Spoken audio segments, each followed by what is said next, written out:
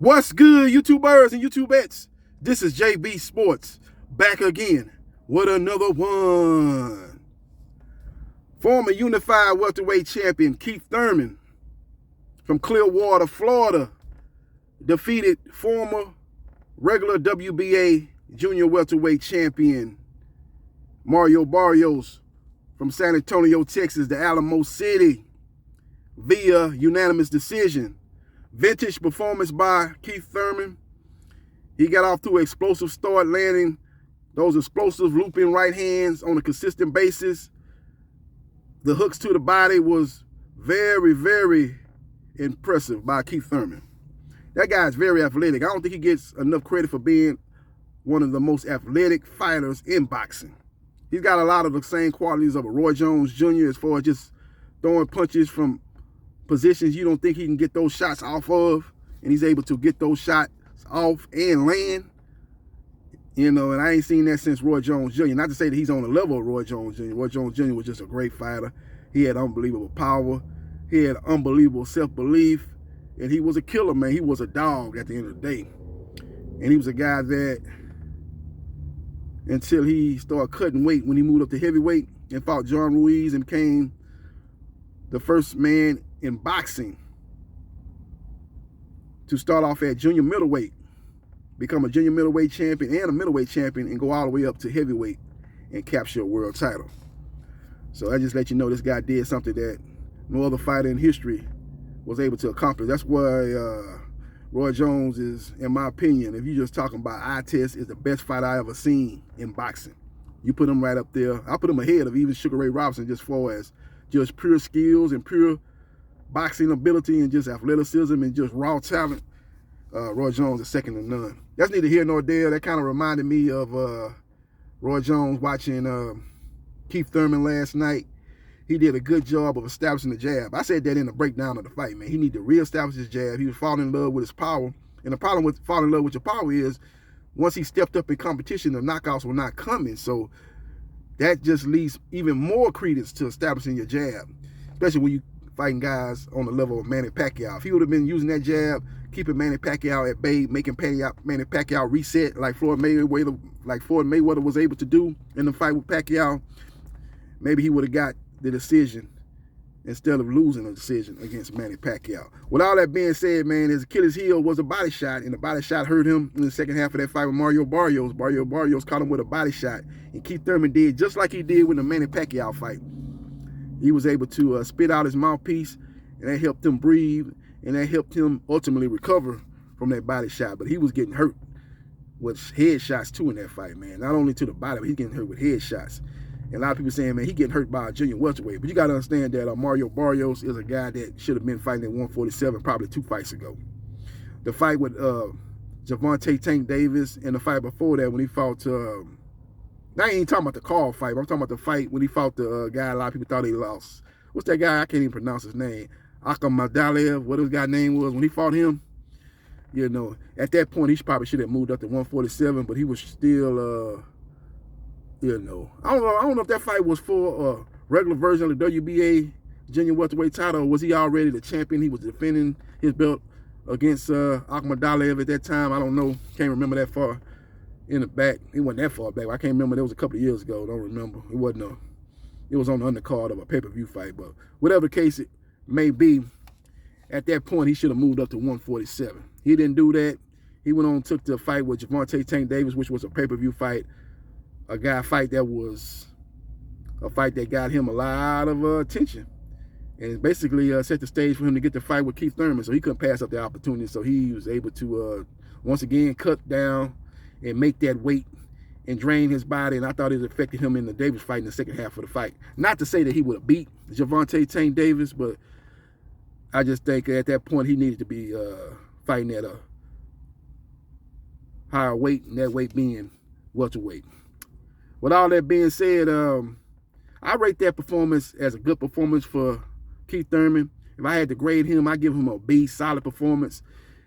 In my opinion, when you're talking about the 2 top welterweights in the division, Terrence Crawford and Errol Spence, he gonna have problems in both of those guys. But if I had to say which fight he have a better chance of winning, the Crawford fight or the Spence fight, I think early on it would be the Crawford fight. The Crawford does catch shots early on in fights, and that would be Thurman's best opportunity to win that fight. Catch him with that looping right hand, because again, Crawford's gonna have to make an adjustment, because like I said, even when he's on the outside and you think he's not in a position to land his shots, he is so athletically gifted from getting from point A to point B. He's able to get there and get off his shots, and explosive shots at that. So I think early on in that fight, he's going to be able to land some shots on Crawford, because Crawford's not going to think he's in position to get those shots off, and he's going to catch Crawford with some good shots, looping right hands, hooks to the body. And I think he might have Crawford in some trouble or hurt early on in that fight. That'd be his best bet. And now if that opportunity presents itself, he's got to go in for the kill, because as long as that fight goes, once Crawford gets a gauge on him and his explosiveness and his getting from point A to point B and his positioning in the ring, as far as, like you say, thinking he's outside of a range to land his shots, once he gets a gauge of that and starts to make an adjustment, Crawford is an underrated body puncher, and that's going to be a big problem for Keith Thurman. He's going to go to the body. You see what he did with Undango. He's going to go to the body, and once he gets Keith Thurman hurt, he's going to close the show. Unlike Collazo, who I think he hurt Thurman at the end of the round, so Thurman was able to kind of stay out of harm's way and make it to the bail to go to his corner and recuperate. And unlike with the shots that he took with Pacquiao, that Pacquiao couldn't finish him. And if I'm not mistaken, that fight, that punch landed close to the end of that round. Unlike that, even Pacquiao had time to get him up out of there. I think he had more time than Collazo, but he couldn't get the job done. If Crawford is in that same position, Crawford gonna close the show. He's gonna land that body shot. Once he has Thurman hurt, he's gonna come in there. He's gonna go in for the kill. He's one of the best finishers in boxing. And he's going to be landing shots, and he's going to see that Thurman is going to be protecting the body, and he's going to catch him with some right hands and left hooks, and he's going to get Thurman up out of there, man. So that's what I think is going to happen if he fights Crawford. He's got to get Crawford out of there in the first 6 rounds. If he doesn't, I think Crawford stops him in the second half of that fight. Now, the fight with Errol Spence Jr. Errol Spence Jr. is another good body puncher. Errol Spence Jr. is a guy that gets off to a strong start, so Errol Spence Jr. is not going to give you what Crawford gives you early on. He's going to come in there with the high guard behind the jab. So I think that's going to be a good fight. I think Thurman's going to be in that fight. He's explosive. He's more athletic than Errol Spence Jr. Errol Spence Jr. is more technical. Errol Spence Jr. has got the better jab. Errol Spence Jr. is the better body puncher, but he don't have the footwork or the foot speed of Keith Thurman or even Terrence Crawford in that regard. But he does have great defense. He's not going to be getting caught with the same shots that Thurman be getting caught with. Thurman is so explosive. He's so offensive minded. He does leave himself open at times. And again, he was getting hurt not only with body shots, but he got hurt with some head shots too, man. So I don't know, maybe that was at the point where he was hurt to the body, so his head shots was hurting. It was just accumulation thing at that point. But that's the first thing I did see that was new in this fight with Barrios. He was getting hurt not only to the body, but to the head. So he's going to have to clean that up, especially when fighting Crawford or Errol Spence Jr. But I think Errol Spence Jr., with his ferocious body attack, could cause problems for Thurman throughout that fight, man. His jab and right hand and stuff like that. It could be a good fight. I think it's going to be a fight that he'll have a better chance of going 12 rounds with Spence than he does Crawford. Because if he don't get Crawford out of there early, Crawford's going to stop him late. With Errol Spence Jr., he's a great body puncher, and once he gets Thurman in trouble with those body shots, Errol Spence Jr. does a good job of cutting the ring off, and he'll break that boy down and get him up out of there too, a la like he did with Algieri and Bundu. But again, he's got the explosiveness, he's got the athleticism to get both of those guys problems, and him reestablishing that jab has made him even more potent offensively. So we'll see what happens. We'll see what transpires. But he definitely got to get Crawford out of there early.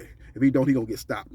That fight going to go one or two ways. That fight not going 12 rounds. Either he catches Crawford early and stops Crawford early. That's his best chance to win, or he gets stopped late. The fight with Spence, it could go 12 rounds, but it could be a thing where the accumulation and the pressure of Errol Spence Jr. wears Thurman down and maybe stops Thurman late, or Spence gets a decision win just due to just overwhelming him with the pressure and just the tenacity and he don't fade. He don't fade. Like I said, Thurman is a guy that's a front runner. He does very well in the first half of the fight, but he doesn't keep it to that same level for 12 rounds. Errol Spence Jr. is going to keep it strong for 12 rounds. Even though you might have the upper hand early on in that fight, which Thurman could be, but I just think as the fight goes on and Thurman starts to fade, Spence is just going to put his foot even more on the gas, and he's just going to slowly break down and maybe stop Thurman or make it clear that he's the winner of the fight after 12 rounds. Let me know your thoughts about this performance by Keith one-time Thurman as he was able to defeat Barrios to get back in the win column and set the stage to possibly fight either Terrence Crawford or Errol Spence Jr. in the summer. Maybe if Crawford and Spence fights, maybe he takes on another opponent in another eliminator. Danny Garcia has called him out. That could be a possible opponent. That's a fight that definitely could be put on Fox pay-per-view. You know, we had Thurman and Barrios on pay-per-view. So if Thurman and Barrios on pay-per-view, you best believe that Thurman versus Danny Garcia is going to be on pay-per-view. So that's a possible opponent. And I know people will throw out Jaron Ennis, but that's too dangerous of a fight for Thurman. That would be a great fight. That'd be a good matchup. You talking about two great athletic guys getting in the ring. I just think Ennis has just got too much for him right now. A little bit younger guy, a little bit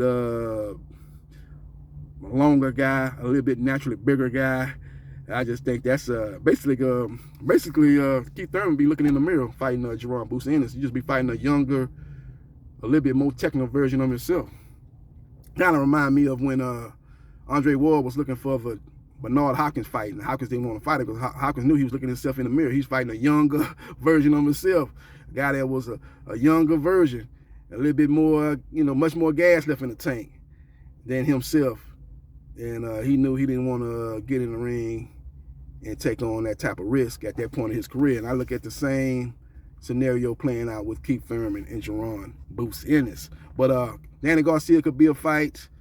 Maybe he could look at the winner of Kell Brook versus Amir Khan. That could be a big fight. But he's got to make sure that his next fight, if it's not for the winner of Spence versus Ugas, it'll be for a mandatory position against that winner. He said that was just one eliminator. He still got to fight a final eliminator. So he's definitely have to be somebody in the WBC. I think Danny Garcia is in the WBC. So he could maybe fight Garcia for the final eliminator, or whoever else is in the top 5. I know Enos is in that top 5. Whoever else is in the top 10, top 15.